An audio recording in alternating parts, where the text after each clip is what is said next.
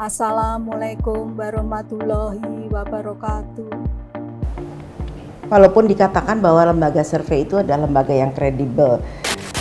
Jika menurutmu keberadaan ibu negara tidak penting, kamu salah.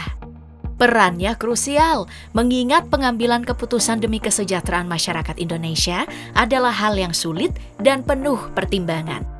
Ibu negara jadi support terbesar di balik kegiatan seorang pemimpin negara, dan pastinya banyak kebijakan yang diambil presiden dengan campur tangan ibu negara. Dan ini sudah tercermin dari sejak dulu. Iriana Jokowi, sosok ibu negara sekarang. Selama mendampingi kepala negara, dia ini selalu membuat kesan sederhana di setiap penampilannya. Lalu, bagaimana dengan ibu negara untuk presiden yang akan datang?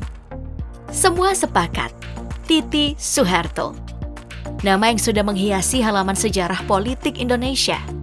Setiap kali Prabowo Subianto mencalonkan diri dalam Pilpres, perhatian publik selalu tertuju pada sosoknya.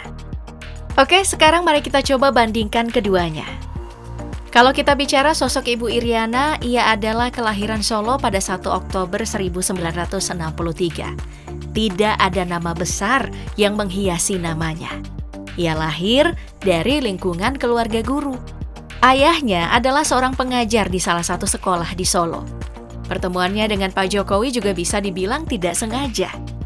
Di usia 23 tahun, Ibu Iriana menerima pinangan Pak Jokowi. Setelah menikah, Iriana ikut Jokowi bekerja di Aceh sampai memilih kembali ke Solo.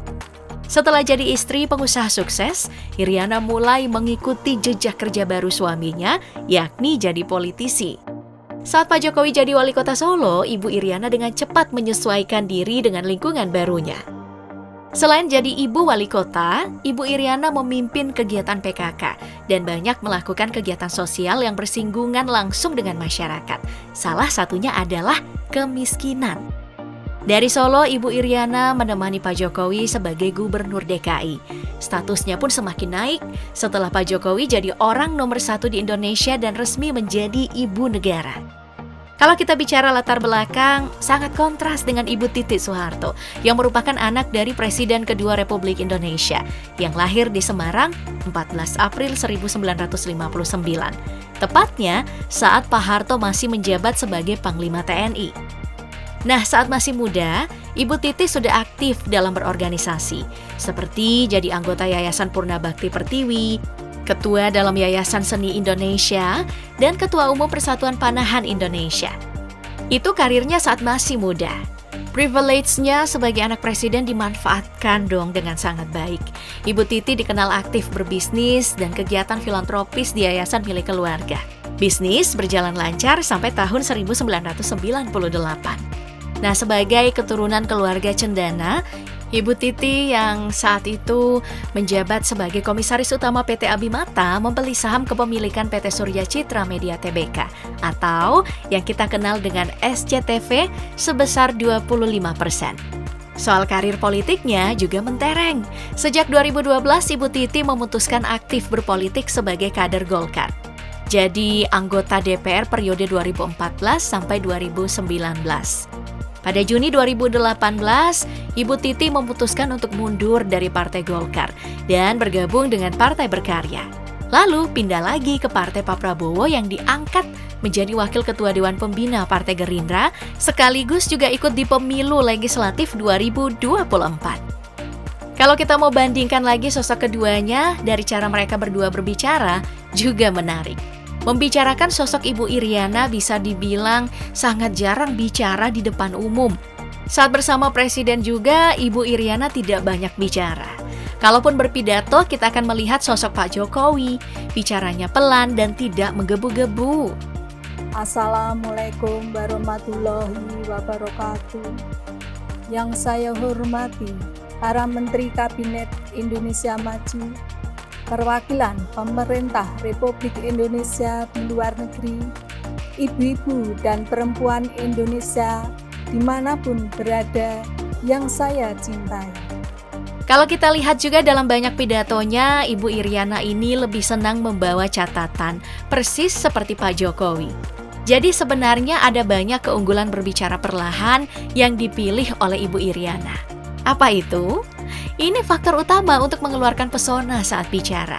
Tapi yang terpenting, berbicara perlahan membuat Ibu Iriana terhindar dari kesalahan saat berpidato. Sekali lagi berbeda dengan Ibu Titi Soeharto. Kalau kita lihat dari banyak kemunculannya di media, Ibu Titi ini cenderung bicara belak-belakan, apa adanya, dan lebih sering bersikap jujur dan terbuka. Ibu Titi kalau bicara akan menyampaikan semuanya, apa adanya, dan tidak ada yang ditutup-tutupi. Seperti saat ditanya soal lembaga survei, Ibu Titi belak-belakan menyebut kalau tidak terlalu percaya dengan lembaga survei. Walaupun dikatakan bahwa lembaga survei itu adalah lembaga yang kredibel, tapi kan namanya nggak tahu ya, saya sih nggak terlalu percaya sama lembaga survei. Apalagi kalau itu orchestrated. Ya, suka tidak suka, terima tidak terima, begitulah cara Ibu Titi berbicara. Kalau kita singgung juga soal gaya penampilannya juga kontras. Menjadi ibu negara, Iriana Jokowi tetap seperti saat masih di Solo, memilih untuk jadi sederhana dan make up serta gaya rambut yang tidak terlalu mencolok dan glamor. Gaya penampilan Ibu Iriana juga lebih sederhana, gak banyak neko-neko di setiap penampilan, persis seperti Pak Jokowi. Dalam banyak penampilannya, Ibu Iriana ini lebih sering memakai pakaian yang memang biasa dipakai oleh kebanyakan ibu-ibu. Atau jika menghadiri kegiatan resmi, Ibu Iriana sering mengenakan kebaya atau pakaian adat.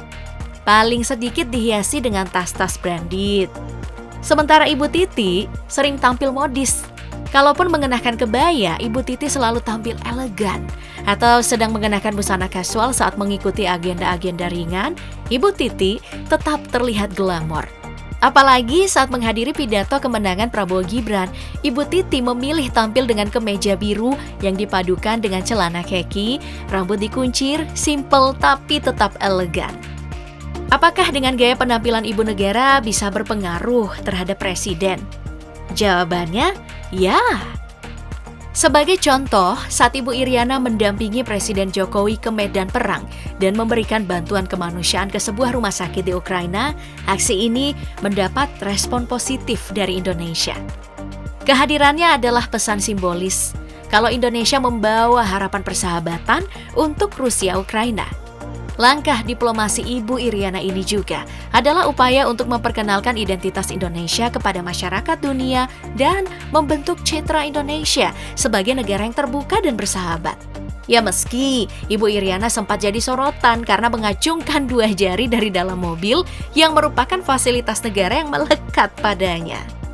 Begitu juga dengan Ibu Titi yang memang selain pengusaha, juga aktif untuk membangun bangsa Indonesia dengan menjadi bagian dalam dunia perpolitikan Indonesia.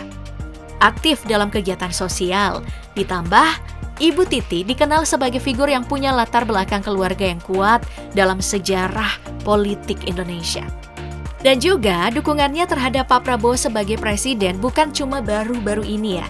Saat Pak Prabowo mencalonkan diri sebagai presiden pada pemilu 2019 lewat Partai Berkarya, Ibu Titi mendukung penuh kontestasi Pak Prabowo di Pilpres. Nah, 2 wanita hebat ini memang sangat berbeda dari banyak hal. Tapi, meski punya banyak perbedaan, tujuan mereka berdua sama, membangun Indonesia. Hanya caranya saja yang membedakan. Satu sebagai ibu negara, satunya lagi sebagai anggota legislatif. Dan pada intinya, peran pasangan dalam mendukung kepemimpinan dan politik sangatlah penting. Peran ibu negara bisa melengkapi diplomasi konvensional oleh kepala negara sebagai representasi otoritas negara. Pada dasarnya, peran ibu negara bisa memainkan peran penting dalam strategi diplomatik untuk meningkatkan persahabatan antar negara. Sekaligus, yang harus menjadi catatan penting, ibu negara harus dan layak jadi aktor aktif dalam diplomasi internasional. Itu harus diwujudkan dengan memperkuat komitmen negara dalam menegakkan pemberdayaan dan kemajuan perempuan.